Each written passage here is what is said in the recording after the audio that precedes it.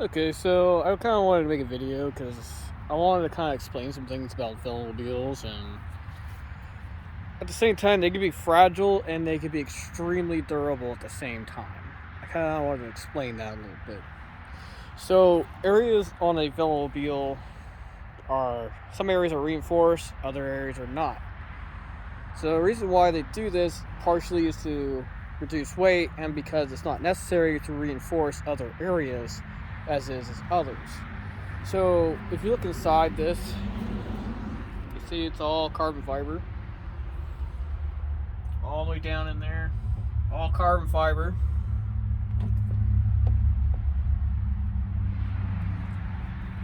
Now down there on the dark blue part, that's going to be more of the reinforced area.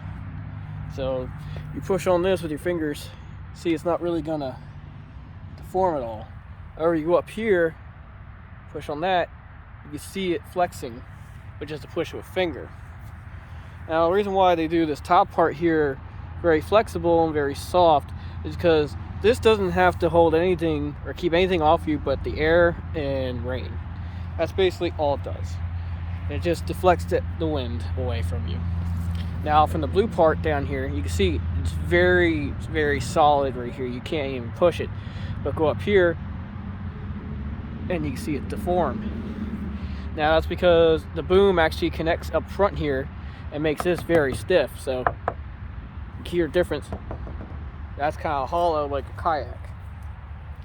On the sides, it's going to be not as durable here because it has a wheel arch going up here. So this part's going to be very durable right here going around because that's where the wheel well is. Now, like I said, on the top area, they make it out of lighter weight stuff, but you'll notice around the cockpit here, you can put all your weight on that, and that ain't gonna move at all. You can pick up the Velomobile like that, using the manhole around there. This is all reinforced. None of this is gonna deform. You can feel even here, all the way up to about here, it's gonna be reinforced all the way around here. And that's to be able to support your weight getting in and out of the Velomobile. Up here, they actually have a reinforced frame on the inside, so you can push down here all you want, and it's more than likely not going to cause any damage. So this has a roll cage built into it. So if I pull the seat up, look in there, see that metal thing up in there? That protects your head in case of a rollover. You can see attached to the sides where it's also reinforced at right here. See those tubes that go all along the bottom, down up the other side. Now that's gonna help protect you. So that's right up in here. So as this Velomobile rolls over, the sides are reinforced. So when you slam to the side, it's not gonna break the body here. It's gonna protect you in a rollover. In other areas like back here, you can see there's already some cracking there from somebody pushing in on it. You see it's flexible again. Back here, it's not load bearing, so it doesn't have to be able to support weight. Back here, it's kind of part of the frame, but you can see it's very flexible here, very soft, and that's because this side is just used for luggage. You just carry clothing or whatever you're carrying in your Velomobile in this side here. So that's going to be extremely flexible. We're over the other side, down here, I want to say down here, this is where the swing arm is. And you can feel, if you're along that cockpit area, it's not going to flex. But go back here, and it's going to flex. And that's because the swing arm contains everything on it. This is just an area for the swing arm to move up and down in. There's no reinforcements really on this area. So, kind of give you an idea of why they do this. It's because you want a Velomobile to be as light as possible in order to be able to be propelled down the road with as little effort as possible. So Velomobiles this one weighs about 64.5 pounds empty with nothing in it. with just a seat in it. But when you add the racing hoods, probably another couple pounds. But yeah, if they were to reinforce every single area, it would make it a lot thicker and basically make it that it would be really heavy. And when you make something really heavy, you pretty much need to have electric assist, as is the case with, for example, the four-wheeled version of this, which is the Quattro Velo. You really want to have electric assist when you have the Quattro Velo, because it has a lot of rolling resistance. Not so much, it has a lot of rolling resistance and it has a lot of weight. So that's kind of one of the drawbacks to that. But you kind of see all around this.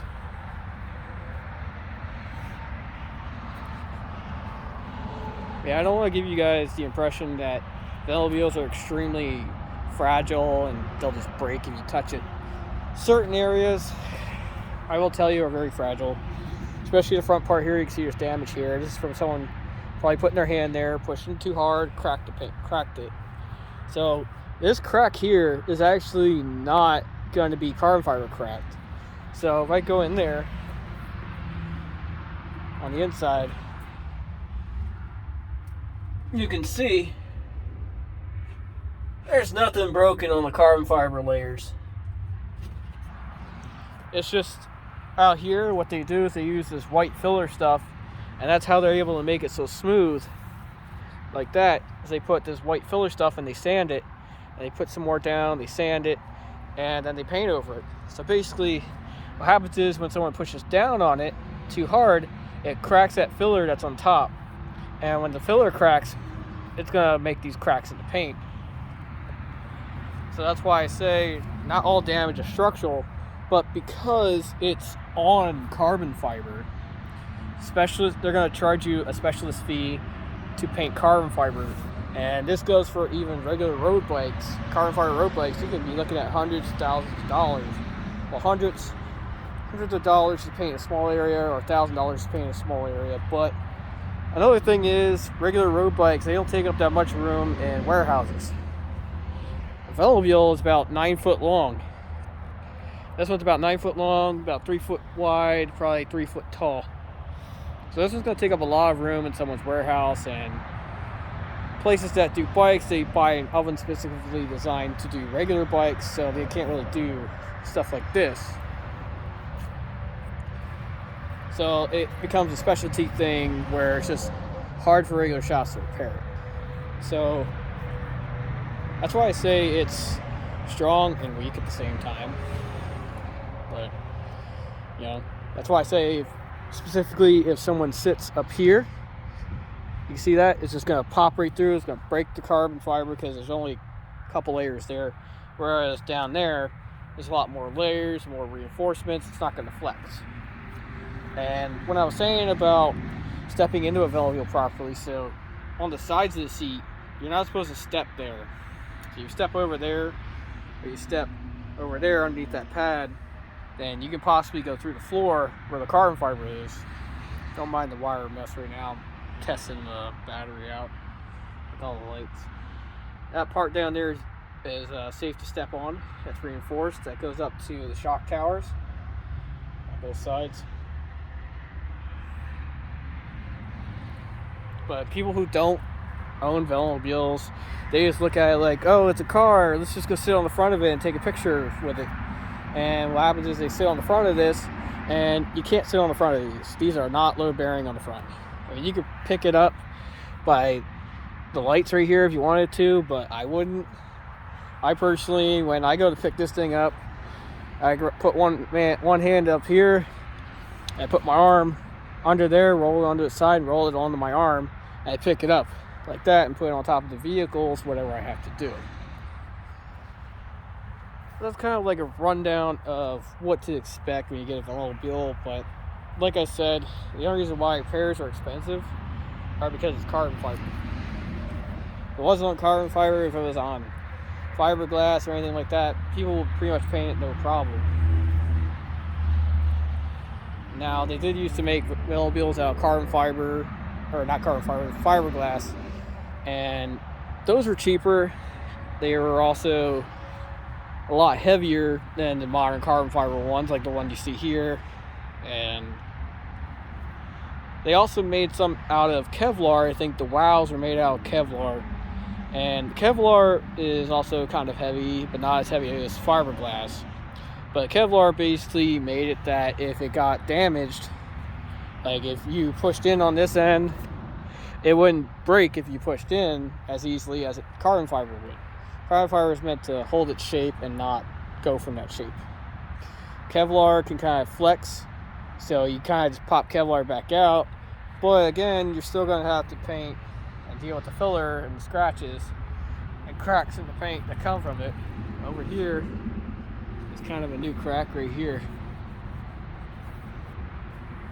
So again, that's probably from someone putting their hand here, using it to get up off the ground or something like that. This crack back here is from someone checking out the suspension, putting their hand here and pushing down on this to check the suspension. You push down. It's not a crack in the carbon, so I ain't worried about it. The low bearing parts that you need to worry about are this Y section.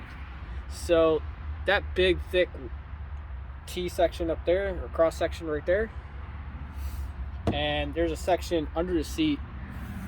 If I turn the Velomobile over onto its side, that section, the chain tube there, is a load bearing part. So you can see right there, those 3 bolts, that's where the boom mounts at.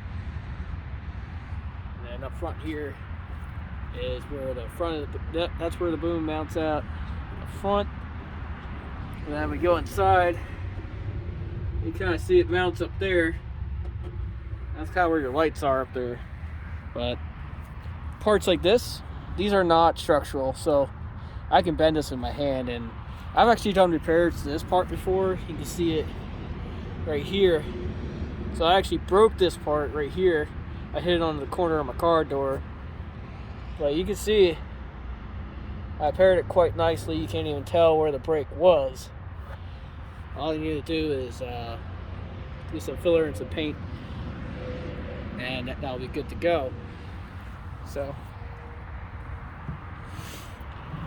but let's just say the Velomobiles are reinforced where they need to be and not reinforced where they don't need to be, and that's kind of where we're going to stay at with that. So if you know how to get in and out of a Velomobile properly, if you've ever sat in a Velomobile, you'll know that you'll never use this front part for any load bearing purpose. The only time anyone would use the front part for any load bearing purpose is some idiot that wants to take a picture with your Velomobile. And then I'm probably just gonna, if anyone ever does that to me, I'm gonna end up suing them for the price of the Velomobile, because, or at least the price of the repair top part or to place the top part. Because no one should be sitting in or on your bicycle when you're not there. It's basically the same thing as someone sitting on your car or sitting in your car when you're not there. It's basically breaking and entering once they get inside there, especially if you have the cockpit closed with the racing hood on. The racing hood is quite durable. It's very stiff, so I wouldn't worry about that breaking. But again, to do any sort of paint repair on carbon fiber, it gets expensive.